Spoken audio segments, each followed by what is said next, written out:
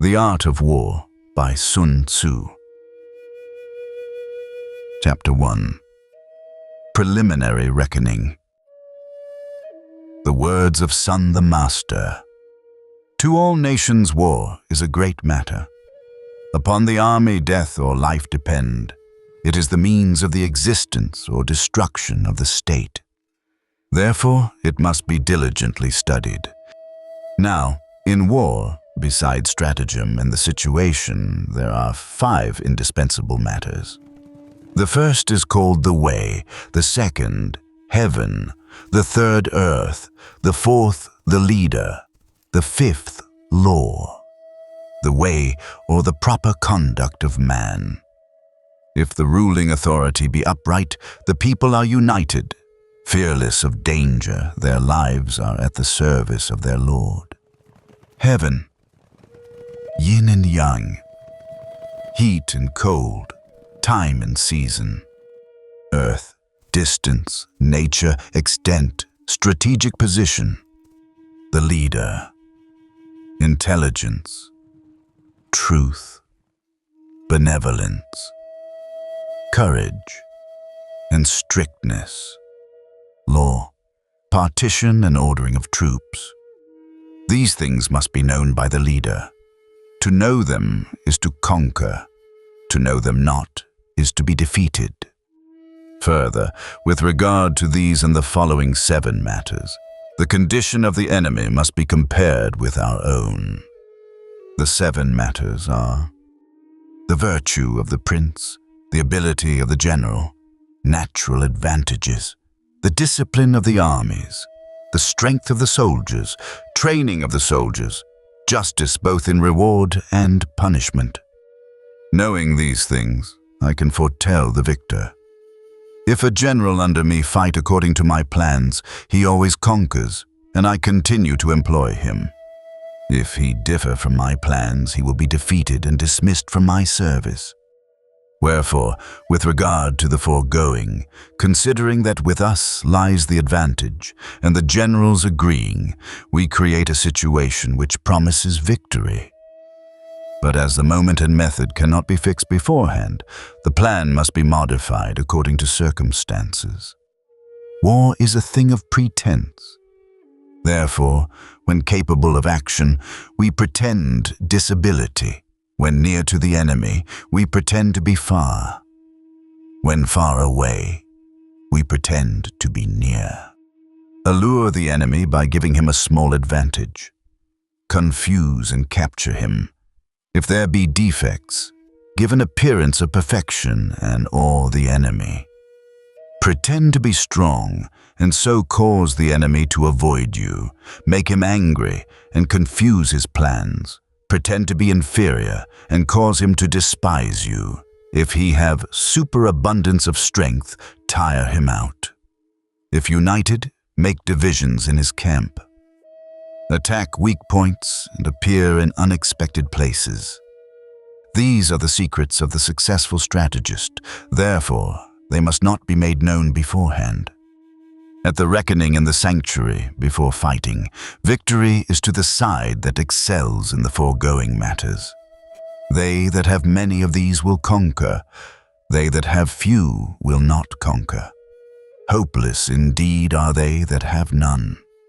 If the condition of both sides with regard to these matters be known, I can foretell the victor. Chapter 2. Operations of War. Sun the Master said, Now, the requirements of war are such that we need 1,000 light chariots with 4 horses each, 1,000 leather-covered chariots, and 100,000 armored men, and we must send supplies to distant fields. Wherefore, the cost at home and in the field, the entertainment of guests, glue and lacquer for repairs, and necessities for the upkeep of wagons and armor are such that in one day 1,000 pieces of gold are spent. With that amount, a force of 100,000 men can be raised. You have the instruments of victory. But even if victorious, let the operations long continue, and the soldier's ardor decreases, the weapons become worn, and, if a siege be undertaken, strength disappears. Again, if the war last long, the country's means do not suffice. Then, when the soldiers are worn out, weapons blunted, strength gone and funds spent, neighboring princes arise and attack that weakened country. At such a time, the wisest man cannot mend the matter. For, while quick accomplishment has been known to give the victory to the unskillful, the skillful general has never gained advantage from lengthy operations. In fact, there never has been a country which has benefited from a prolonged war. He who does not know the evils of war will not reap advantage thereby. He who is skillful in war does not make a second levy, does not load his supply wagons thrice. War material and arms we obtain from home, but food sufficient for the army's needs can be taken from the enemy. The cost of supplying the army in distant fields is the chief drain on the resources of a state. If the war be distant, the citizens are impoverished. In the neighborhood of an army, prices are high, and so the money of the soldiers and followers is used up. Likewise, the state funds are exhausted, and frequent levies must be made. The strength of the army is dissipated, money is spent, the citizen's home swept bare. In all, 7/10 of his income is forfeited. Again, as regards state property, chariots are broken, horses worn out, armor and helmet, arrow and bow, spear, shield, pike and fighting tower, wagon and oxen used and gone, so that 6/10 of the government's income is spent. Therefore, the intelligent general strives to feed on the enemy. One bale of the enemy's rice counts as 20 from our own wagons. One bundle of the enemy's forage is better than 20 of our own. Incitement must be given to vanquish the enemy. They who take advantage of the enemy should be rewarded. They who are the first to lay their hands on more than 10 of the enemy's chariots should be rewarded. The enemy's standard on the chariots exchanged for our own. The captured chariots mixed with our own chariots and taken into use. The accompanying warriors must be treated well, so that, while the enemy is beaten, our side increases in strength. Now the object of war is victory, not lengthy operations, even skillfully conducted.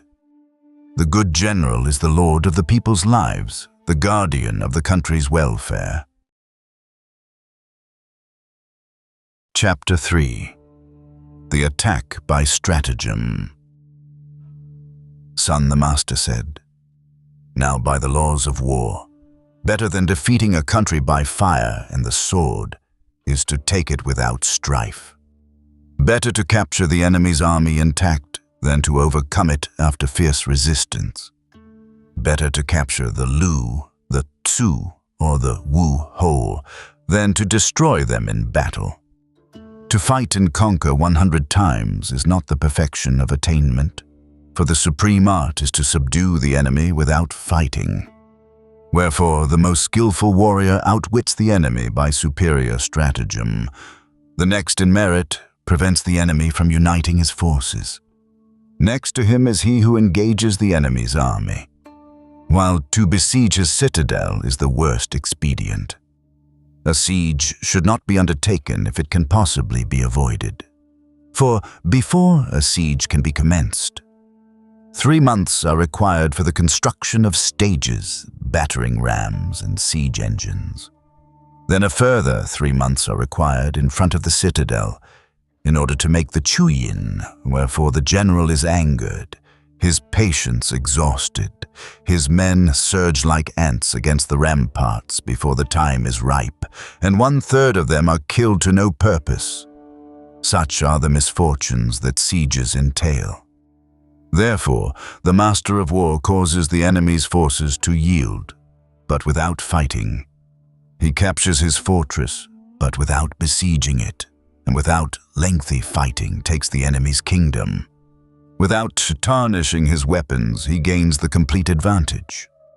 This is the assault by stratagem.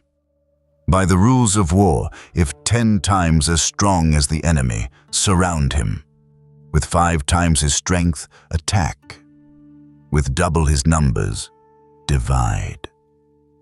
If equal in strength, exert to the utmost and fight.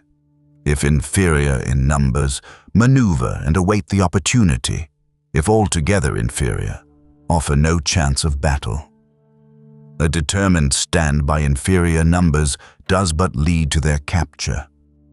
The warrior is the country's support. If his aid be entire, the country is of necessity strong. If it be at all deficient, then is the country weak. Now a prince may embarrass his army in 3 ways, namely, ignorant that the army in the field should not advance, to order it to go forward, or ignorant that the army should not retreat, order it to retire. This is to tie the army as with a string. Ignorant of military affairs, to rule the armies in the same way as the state. This is to perplex the soldiers. Ignorant of the situation of the army, to settle its dispositions. This is to fill the soldiers with distrust. If the army be perplexed and distrustful, then dangers from neighboring princes arise. The army is confounded and offered up to the enemy. There are 5 occasions when victory can be foretold. When the general knows the time to fight and when not to fight, or understands when to employ large or small numbers, when government and people are of one mind, when the state is prepared and chooses the enemy's unguarded moment for attack, when the general possesses ability and is not interfered with by his prince. These 5 things are the heralds of victory. It has been said aforetime that he who knows both sides has nothing to fear in 100 fights. He who is ignorant of the enemy and fixes his eyes only on his own side conquers and the next time is defeated. He who not only is ignorant of the enemy but also of his own resources is invariably defeated. Chapter 4. The Order of Battle. Sun the Master said, "The ancient masters of war first made their armies invincible, then waited until the adversary could with certainty be defeated. The causes of defeat come from within. Victory is born in the enemy's camp.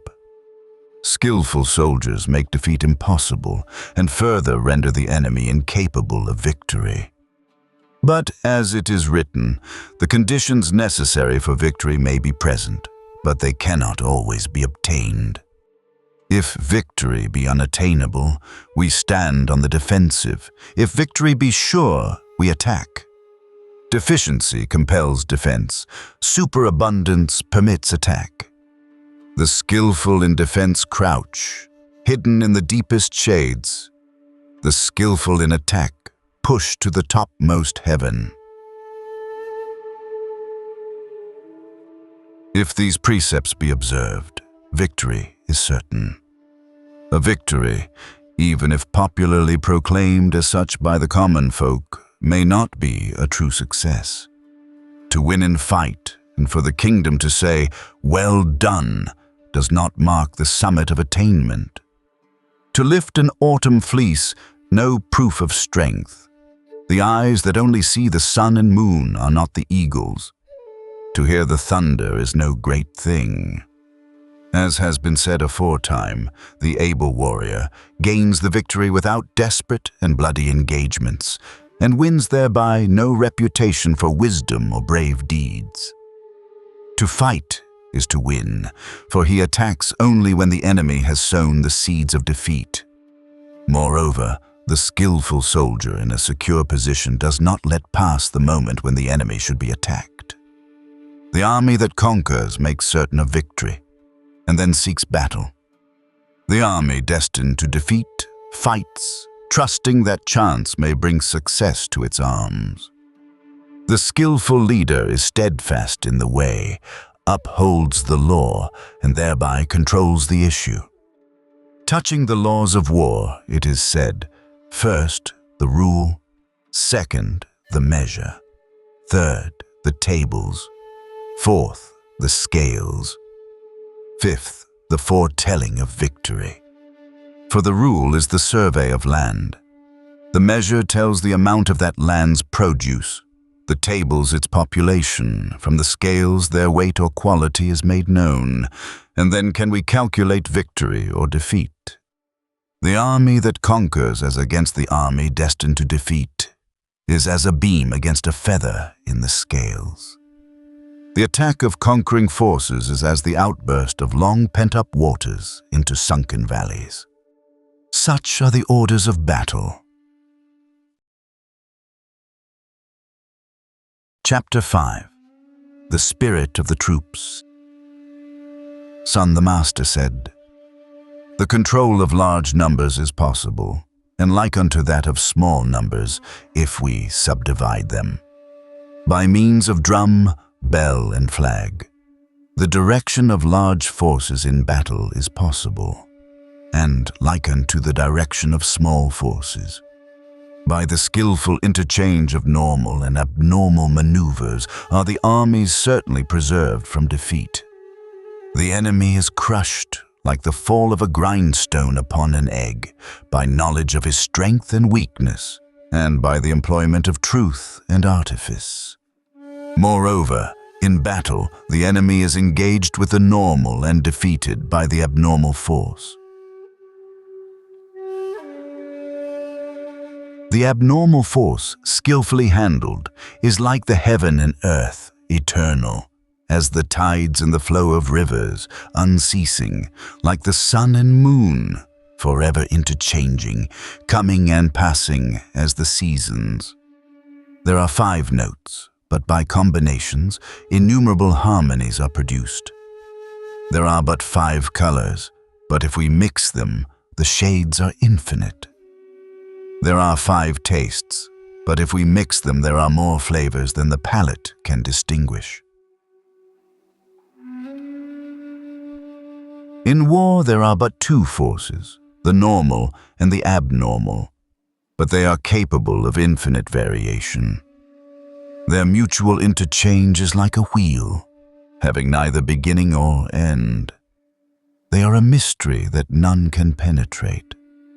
As the rush of rock-shouldering torrents, so is the spirit of the troops.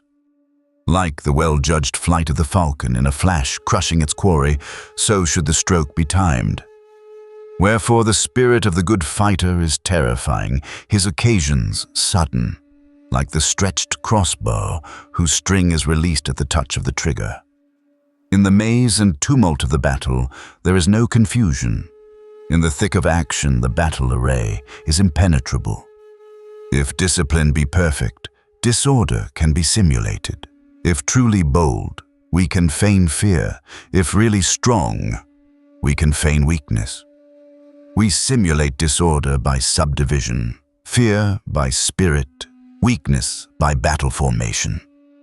We set the enemy in motion by adopting different formations to which he must conform.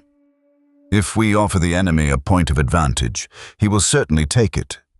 We give him an advantage, set him in motion, and then fall upon him. Wherefore, the good fighter seeks victory from spirit, and does not depend entirely upon the skill of his men. He is careful in his choice, and leaves the rest to battle force. Yet when an opening or advantage shows, he pushes it to its limits.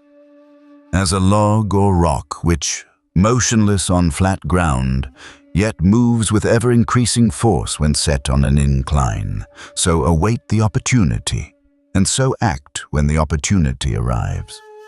If the general be skillful, the spirit of his troops is as the impetus of a round stone rolled from the top of a high mountain. Chapter 6. Emptiness and Strength.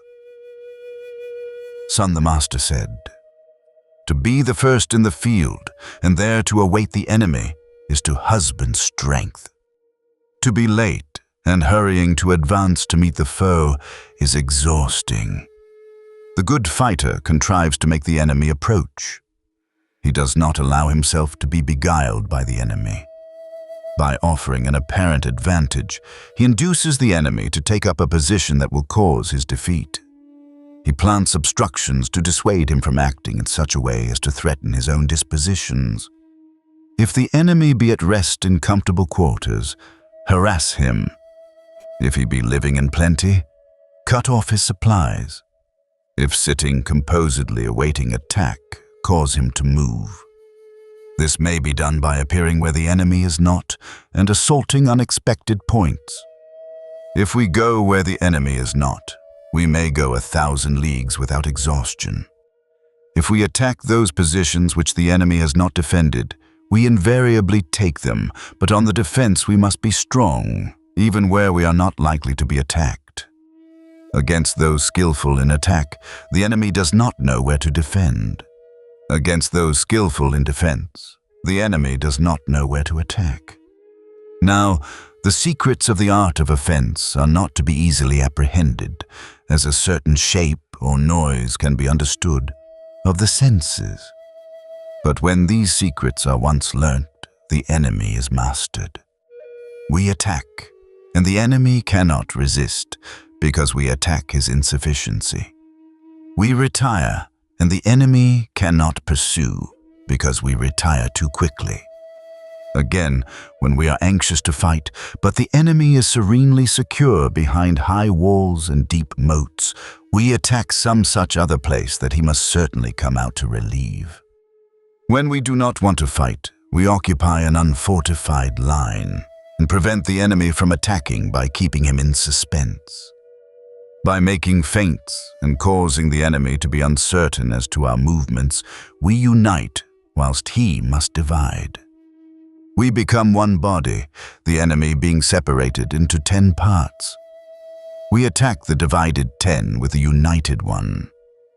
We are many, the enemy is few, and in superiority of numbers there is economy of strength. The place selected for attack must be kept secret. If the enemy know not where he will be attacked, he must prepare in every quarter, and so be everywhere weak. If the enemy strengthen his front, he must weaken his rear. If he strengthen his right, his left is weakened, and if he strengthen his left, his right is weakened. Everywhere to make preparations is to be everywhere weak. The enemy is weakened by his extended preparations, and we gain in strength. Having decided on the place and day of attack, though the enemy be 100 leagues away, we can defeat him. If the ground and occasion be not known, the front cannot help the rear.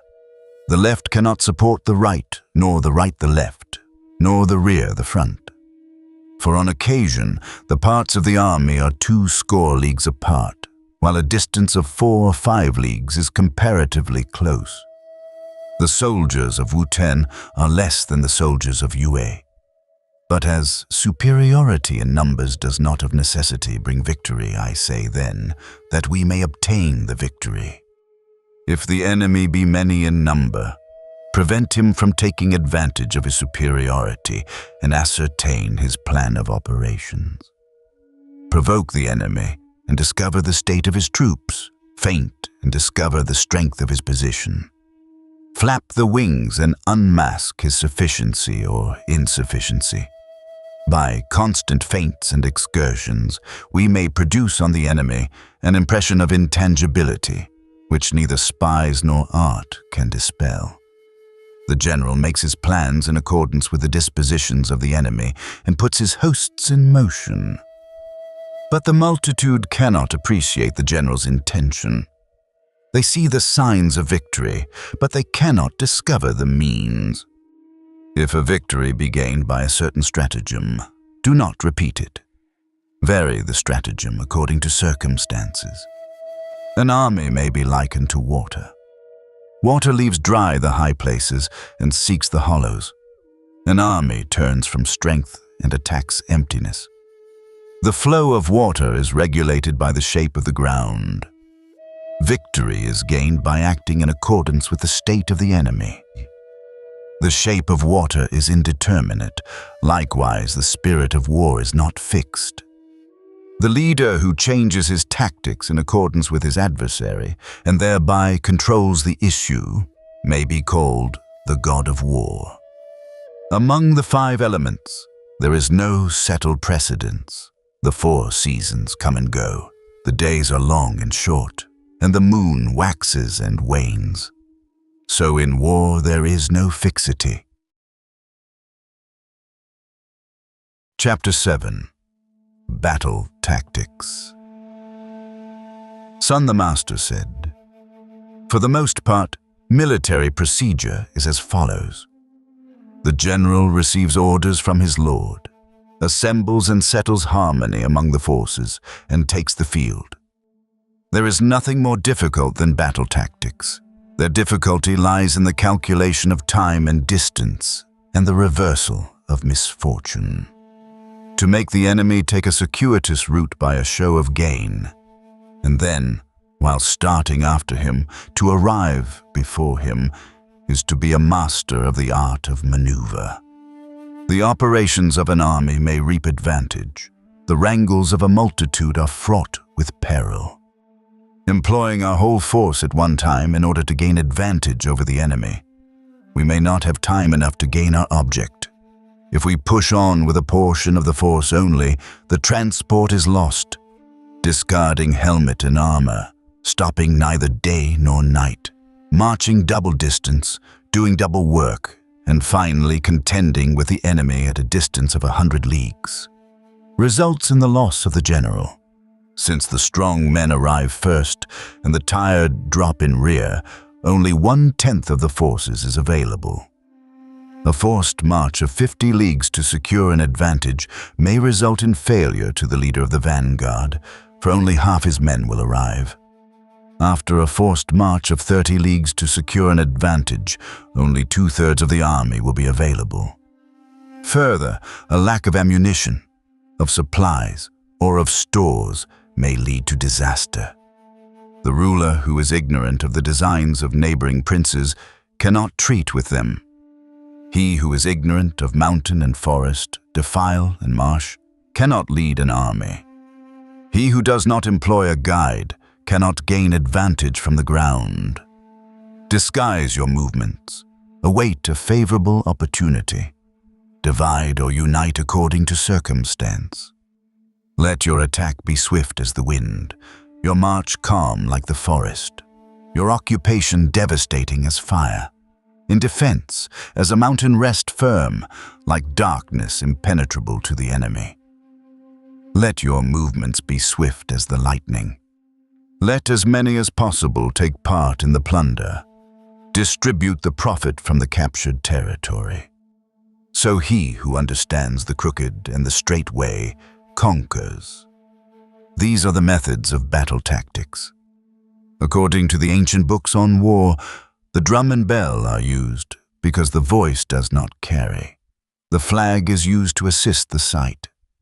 The use of bell, drum, banner, and flag is to attract the united attention of eye and ear. When all are united, the strong are not left to go forward alone. The cowardly are not free to retreat unrestricted. In this way can a multitude be used. Therefore, in night fighting, beacons and drums are largely used. In day fighting, a great number of banners and flags, and the enemy's eyes and ears are confounded. We thus awe his army and defeat his general's ambition. In the morning, the spirits are keen. At midday, there is a laziness. In the evening, a desire to return. Wherefore, he who uses his soldiers well avoids the time when the spirits are keen, but attacks the enemy when he is languid or seeking his camp. Thus should the nature of energy be turned to account. To oppose confusion with order, clamor with quiet, is to have the heart under control. To await an enemy from a distance, to oppose hunger with satiety, rest with fatigue, is the way to husband strength. Do not attack where lines of banners wave, nor the serried ranks of battle spread, but patiently await your time. Do not attack an enemy on high ground, nor one who has high ground at his back. Do not pursue an enemy who is imitating flight. Do not attack a spirited enemy. If the enemy offer an allurement, do not take it. Do not interfere with an enemy who has struck camp and is about to retire. When surrounding an enemy, allow him an outlet. Do not press a desperate enemy. These are the methods of employing troops. Chapter 8. The 9 Changes. Sun the Master said, "In general, the procedure of war is the leader, having received orders from his lord, assembles the armies. Do not camp on marshy or low-lying ground. Enter into friendly relations with neighboring states. Do not linger in a far country. Use stratagem in mountainous and wooded country. On death ground, fight. There are always roads that must be avoided, forces that must not be attacked, castles that must not be besieged, ground that must not be chosen for encounter, orders from the Lord that must not be obeyed. The general who knows the 9 changes understands the use of troops. On the contrary, he who does not understand them can make no use of his topographical knowledge. In the management of armies, if the art of the 9 changes be understood, a knowledge of the 5 advantages is of no avail. The wise man considers well both advantage and disadvantage. He sees a way out of adversity, and on the day of victory to danger is not blind. In reducing an enemy to submission, inflict all possible damage upon him, make him undertake useless adventures, also make neighboring rulers move as you would desire them by tempting them with gain. Wherefore, in the conduct of war, do not depend on the enemy's not coming, but rely on your own preparations. Do not count on the enemy not attacking your fortress, but leave nothing undefended. Generals must be on their guard against these 5 dangerous faults.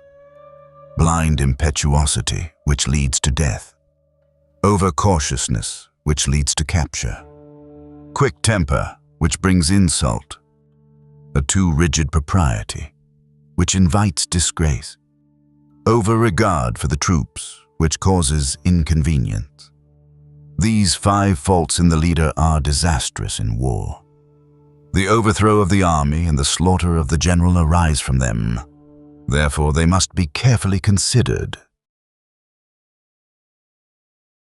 Chapter 9. Movement of Troops.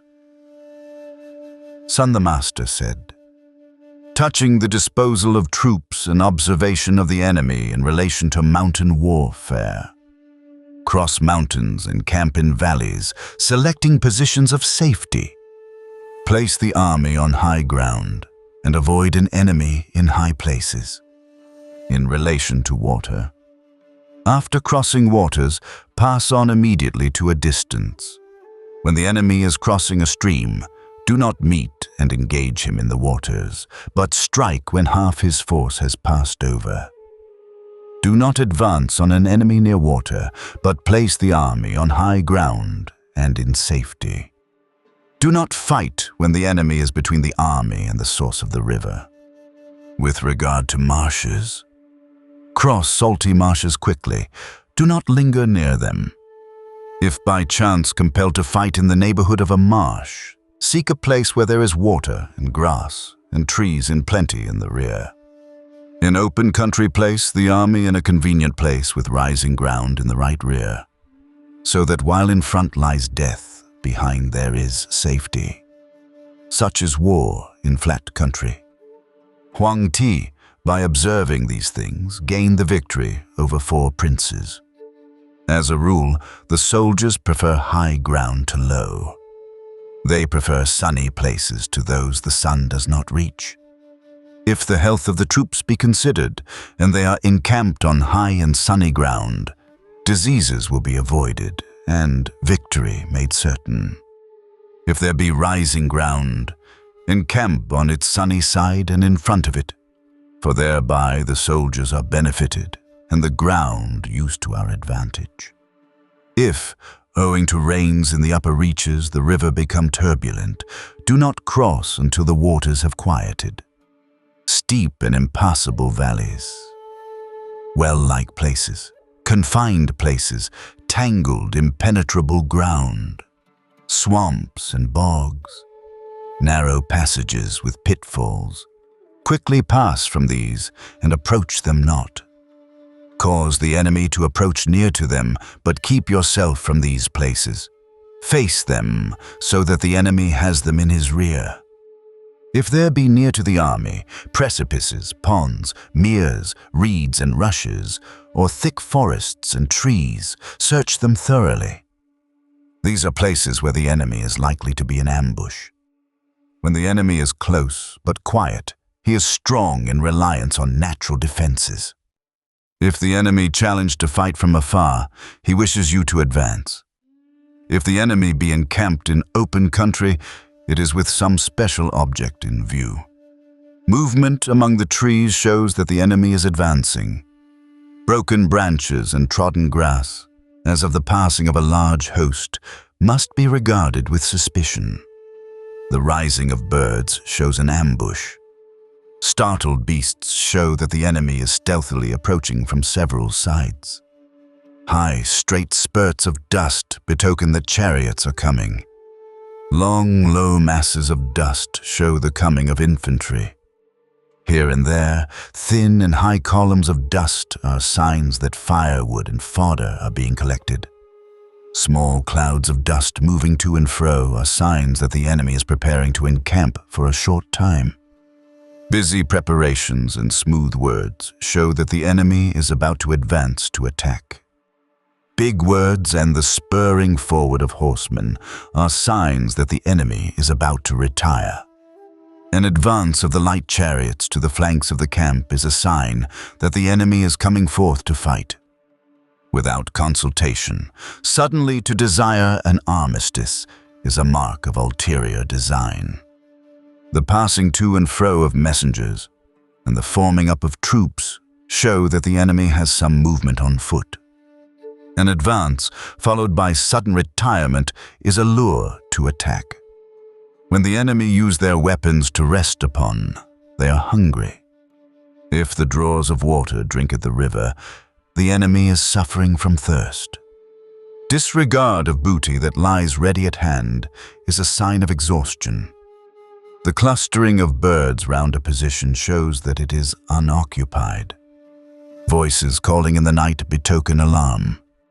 Disorder in the army is a sign that the general is disregarded. A changing about of flags and banners is a sign that the army is unsettled. If the officers be angry, it is because the soldiers are tired and slow to obey. The killing of horses for food shows that the enemy is short of provisions. When the cooking pots are hung up on the wall and the soldiers turn not in again, the enemy is at an end of his resources. Exceeding graciousness and familiarity on the part of the general show that he has lost the confidence of the soldiers. Frequent rewards show that discipline is at an end. Frequent punishments are a sign that the general is in difficulties. The general who first blusters and then is obsequious is without perception. He who offers apologies and hostages is anxious for a truce. When both sides, eager for a fight, face each other for a considerable time, neither advancing nor retiring, the occasion requires the utmost vigilance and circumspection.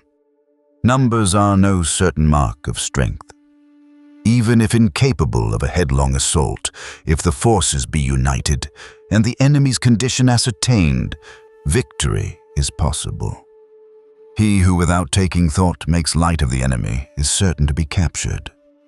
If a general who is strange to the troops punish them, they cease to obey him. If they are not obedient, they cannot be usefully employed.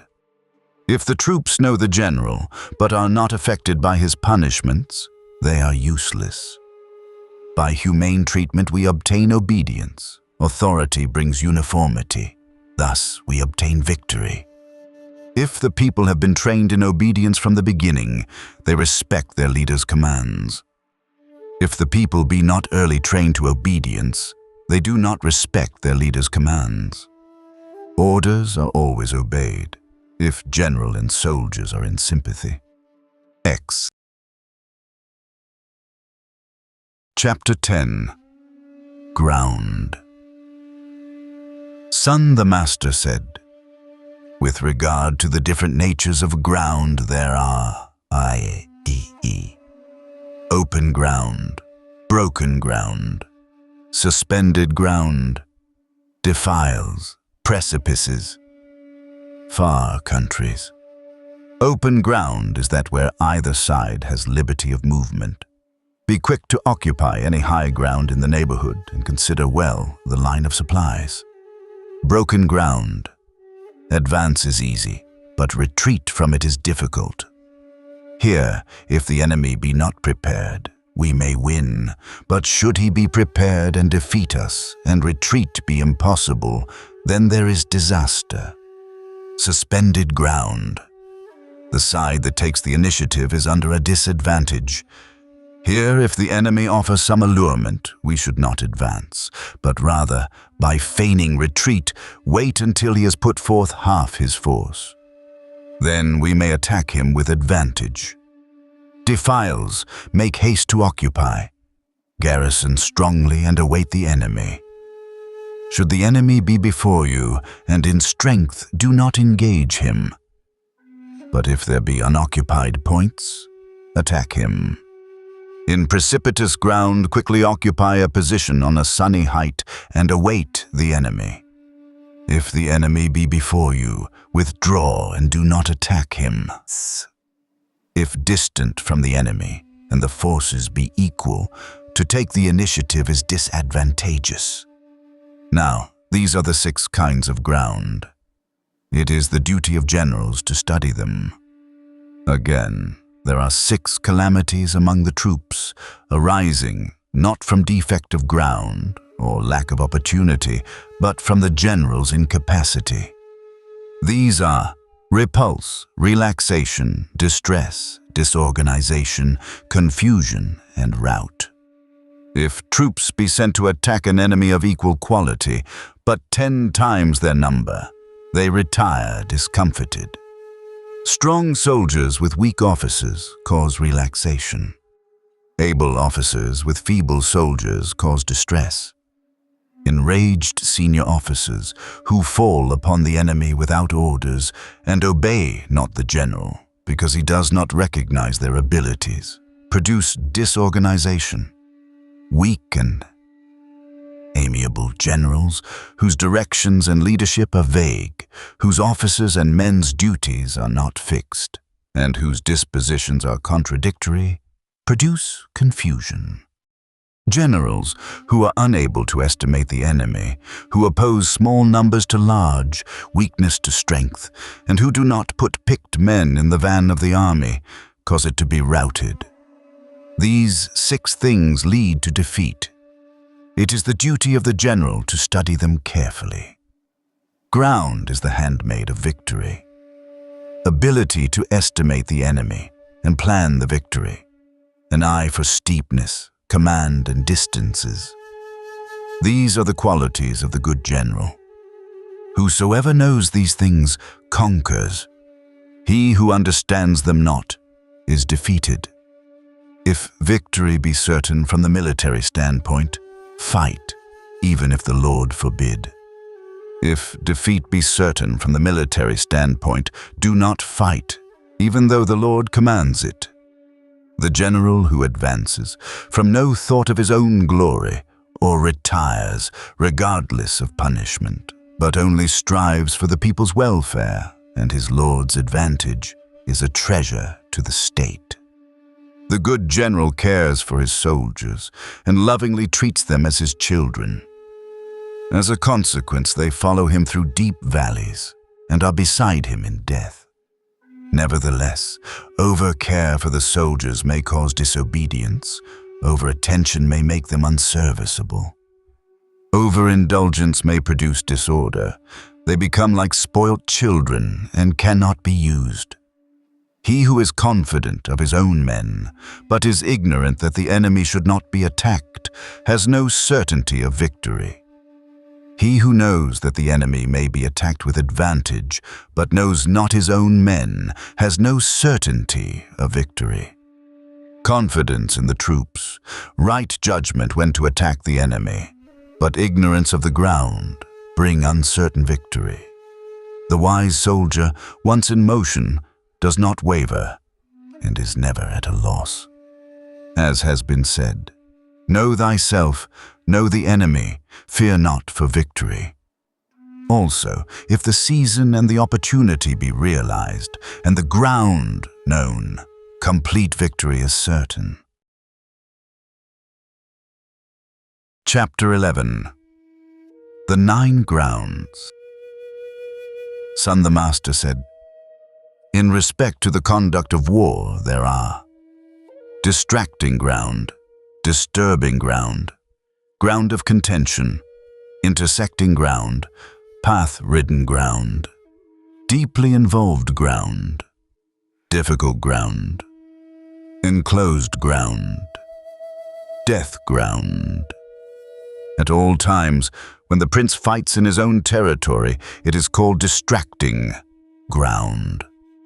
That ground a short way inside the enemy's border is called disturbing ground. Ground giving advantage to whichever side is in possession is called ground of contention. Ground to which either side has access is called intersecting ground. Ground between 3 provinces, first possession of which enables the peoples of the earth to be controlled, is called path-ridden ground. The interior of the enemy's country, with many of his fortified towns in rear, is called deeply involved ground. Mountain and forest, precipices, ravines, marsh and swamp, all places where passage is hard, are called difficult ground. A narrow entrance and winding outlet, where a small number can oppose a large force, is called enclosed ground. That ground where delay means disaster is called death ground. Wherefore, do not fight on distracting ground, do not linger on disturbing ground. If the enemy be in possession of disputed ground, do not attack. In intersecting ground, do not interrupt the highways. At the crossing of highways, cultivate intercourse. When deeply involved, levy and store up the enemy's property. Quickly depart from difficult ground. On enclosed ground, use stratagem. On death ground, fight. The skillful fighters of old were at pains to disconnect the enemy's front and rear. They cut asunder small and large forces of the enemy, prevented mutual help between his officers and men, spread mistrust between high and low. They scattered the enemy and prevented him from concentrating. If his soldiers were assembled, they were without unity. If there be a chance of victory, move. If there be no chance of success, stand fast. If I were asked how a powerful and united force of the enemy should be met, I would say, lay hands on what the enemy cherishes and he will conform to our desires. In war, above all, speed sustains the spirit of the troops. Strike before the enemy is ready and attack his unpreparedness from an unexpected quarter. With regard to war in foreign lands, when strangers in a far country, the soldiers are united and are proof against defeat. Plunder fertile plains so that the army is fed. Be careful of the health of the soldiers. Do not tire them uselessly. Unite their minds, store up strength, plan well and secretly. If there be no refuge, the soldiers will not fly from death. If there be no alternative but death, the soldiers exert themselves to the utmost. In desperate places, soldiers lose the sense of fear. If there be no place of refuge, there will be no wavering. If deeply involved in the enemy's country, there is unity. If it be unavoidable, the soldiers will fight their hardest, Even without warnings, they are vigilant. They comply without insistence. Without stipulations, they are tractable. Without explicit instructions, they will trust the general and obey him. Prohibit the discussion of signs and omens and remove the soldiers' doubts. Then, to the moment of death, they will be undistracted. Riches are denied the soldiers, not because money is a bad thing. Old age is forbidden them, but not because long life is evil. Hardships and danger are the proper lot of the soldier. When the order for attack is given, the collars of those who are sitting may be wet with tears. Tears may roll down the cheeks of those reclining. Yet these men, in a desperate place, will fight with the courage of Chu and Kui. Soldiers should be used like the snakes on Ma Cheng, which, if you hit on the head, the tail will strike you. If you hit the tail, the head will strike you. If you strike its middle, head and tail will strike you together. Should anyone ask me whether men can be made to move like these snakes, I say yes. The men of Wu and Yue hate each other. Yet, if they cross a river in the same boat and a storm overtake them, they help each other like the two hands. The horses may be tied and the chariot wheels sunk in the mud, but that does not prevent flight. Universal courage and unity depend on good management.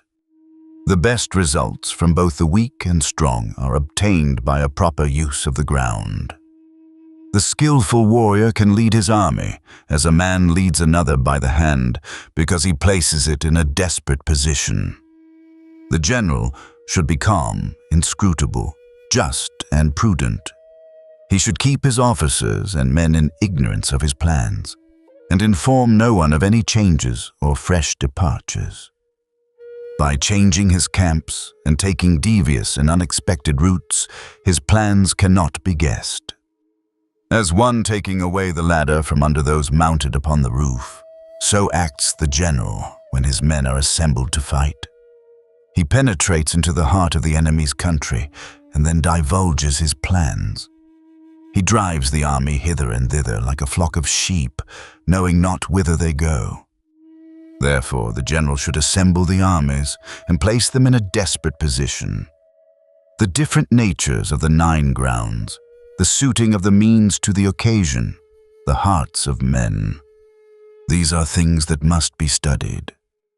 When deep in the interior of a hostile country, there is cohesion. If only on the borders, there is distraction. To leave home and cross the borders is to be free from interference. On distracting ground, unite the soldiers' minds. On disturbing ground, keep together. On disputed ground, try to take the enemy in rear. On intersecting ground, look well to the defenses. On path-ridden ground, cultivate intercourse. On deeply involved ground, be careful of supplies. On difficult ground, do not linger. On enclosed ground, close the path of escape. On death ground, show the soldiers that there is no chance of survival. It is the nature of soldiers to defend when surrounded, to fight with energy when compelled thereto, to pursue the enemy if he retreat. He cannot treat with other rulers who knows not their ambitions. He who knows not mountain and forest, cliffs, ravines, lakes and marshes, cannot conduct an army. He who does not use guides cannot take advantage of the ground. He who has not a complete knowledge of the 9 grounds cannot gain military dominion. The great general, when attacking a powerful nation, prevents the enemy from concentrating his hosts. He overawes the enemy so that other states cannot join against him. He does not struggle for the favor of other states, nor is he careful of their rights. He has confidence in himself and awes the enemy. Therefore, he easily takes the fortress or reduces the country to subjection. In the bestowal of rewards or in his orders, he is not bound by ancient rule. He manages his forces as though they were one man. Orders should direct the soldiers, But while what is advantageous should be made known, what is disadvantageous should be concealed. If the forces be plunged into danger, there is survival. From death ground, there is retrieval, for the force in danger gains the victory. Discover the enemy's intentions by conforming to his movements. When these are discovered, then, with one stroke, the general may be killed, even though he be 100 leagues distant. When war is declared, close the barriers, destroy passports, prevent the passage of the enemy's spies, conduct the business of the government with vigilance. Take immediate advantage of the enemy's weakness. Discover what he most values and plan to seize it. Shape your plans according to rule and the circumstances of the enemy. At first, behave with the discretion of a maiden. Then, when the enemy gives an opening, dart in like a rabbit. The enemy cannot defend himself. Chapter 12. Assault by Fire. Sun the Master said, "There are 5 ways of attack by fire. The first is called barrack burning. The second, commissariat burning. The third, equipment burning. The fourth, store burning. The fifth, the company burning. The moment for the fire assault must be suitable. Further, appliances must always be kept at hand. There is a time and day proper for the setting and carrying out of the fire assault, namely, such time as the weather is dry, and a day when the moon is in the quarters of the stars, Chai, Pi, I, Chen, for these are days of wind. Regard well the developments that will certainly arise from the fire, and act upon them. When fire breaks out inside the enemy's camp, thrust upon him with all speed from without. But if his soldiers be quiet, wait, and do not attack. When the fire is at its height, attack or not, as opportunity may arise. If the opportunity be favorable, set fire to the enemy's camp, and do not wait for it to break out from within. When fire breaks out on the windward side, do not attack from the leeward. Wind that rises in the day lasts long. Wind that rises in the night time quickly passes away. The peculiarities of the 5 burnings must be known, and the calendar studied. And, if the attack is to be assisted, the fire must be unquenchable. If water is to assist the attack, the flood must be overwhelming. Water may isolate or divide the enemy. Fire may consume his camp, but unless victory or possession be obtained, the enemy quickly recovers and misfortunes arise. The war drags on, and money is spent. Let the enlightened lord consider well, and the good general keep the main object in view. If no advantage is to be gained thereby, do not move. Without prospect of victory, do not use the soldiers. Do not fight unless the state be in danger. War should not be undertaken because the Lord is in a moment of passion. The general must not fight because there is anger in his heart. Do not make war unless victory may be gained thereby. If there be prospect of victory, move. If there be no prospect, do not move. For passion may change to gladness, anger passes away, but a country once overturned cannot be restored. The dead cannot be brought to life. Wherefore it is written, the enlightened lord is circumspect, and the good general takes heed. Then is the state secure, and the army victorious in battle. Chapter 13. The Employment of Spies. Sun the Master said, "Calling 100 men to arms and transporting them 100 leagues is such an undertaking that in one day tales of the citizens' and nobles' money are spent. Commotions arise within and without the state. Carriers fall down exhausted on the line of march of the army, and the occupations of 700 homes are upset. Again, for years the armies may face each other, yet the issue may depend on a single day's victory. Wherefore, by grudging slight expense in titles and salaries to spies, to remain in ignorance of the enemy's circumstances is to be without humanity. Such a person is no general. He is no assistance to his lord. He is no master of victory.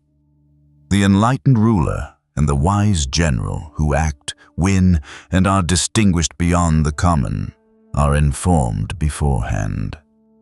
This knowledge is not to be got by calling on gods and demons, nor does it come of past experience nor calculation. It is through men that knowledge of the enemy is gained. Now, the 5 kinds of spies are these: village spies, inner spies, converted spies, death spies, living spies. If these 5 means be employed simultaneously, none can discover their working. This is called the mysterious thread. It is the Lord's treasure. Village spies are such people of the country as give information. Inner spies are those of the enemy's officials employed by us. Converted spies are those of the enemy's spies in our pay. Death, the spies are sent to misinform the enemy and to spread false reports through our spies already in the enemy's lines. Living spies return to report. In connection with the armies, spies should be treated with the greatest kindness, and in dealing out reward, they should receive the most generous treatment. All matters relating to spies are secret. Without infinite capacity in the general, the employment of spies is impossible. Their treatment requires benevolence and uprightness. Except they be observed with the closest attention, the truth will not be obtained from them. Wonderful indeed is the power of spies. There is no occasion when they cannot be used. If a secret matter be spoken of before the time is ripe, the spy who told the matter and the man who repeated the same should be put to death. If desirous of attacking an army, of besieging a fortress, or of killing a certain person, first of all, learn the names of the general in charge, of his right-handed men, of those who introduce visitors to the presence, of the gatekeeper and the sentries. Then set the spies to watch them. Seek out the enemy's spies who come to spy on us. Give them money, cause them to be lodged and cared for, and convert them to the service. Through them we are enabled to obtain spies among the enemy's villagers and officials. By means of the converted spy, we can construct a false story for the death spy to carry to the enemy. It is through the converted spy that we are able to use the 5 varieties to their utmost advantage. Therefore, he must be liberally treated. In ancient times, the rise to power of the province of Yin was due to Ichi, who was sent to the country of Xia. Likewise, during the foundation of the state of Chu, Luya lived among the people of Shang. Wherefore, intelligent rulers and wise generals use the cleverest men as spies and invariably acquire great merit.